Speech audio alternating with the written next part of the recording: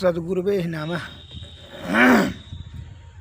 देवता भी जिसके लिए ललायित रहते हैं, ऐसे मनुष्य शरीर को पाकर जो लोग प्रमादवश उसे व्यर्थ ही खो देते हैं और अपने सच्चे स्वार्थ की ओर तनिक भी ध्यान नहीं देते, उनकी बहुत ही बुरी गति होती है।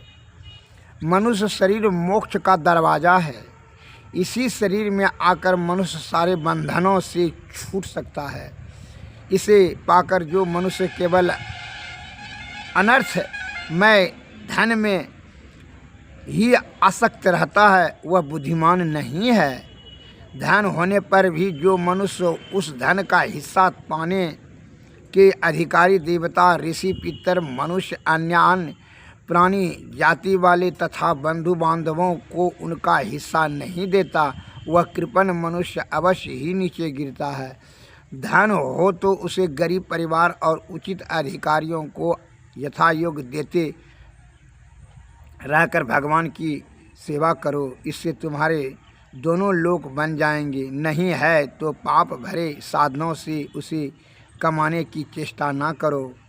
याद रखो, मृत्यु के मुख में पड़े हुए मनुष्य का धन, भोग, कर्म या देवता कोई भी कुछ भी हित नहीं कर सकते। उस समय एक भगवान का भजन ही काम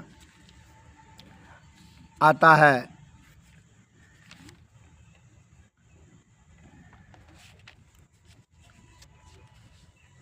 केवल स्त्री संग और धन कमाने में ही लगे हुए असत जनों का संग भूलकर भी नहीं करना चाहिए।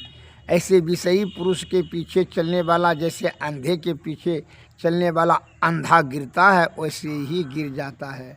जिसका मन काम के द्वारा हरा गया है, उसके विद्या, तप, संन्यास, एकांतवास और वाणी का संयम आदि सभी निष्फल है। जैसे जल में डूबने उतारने वाले के लिए मजबूत नौका ही परम आश्रय है,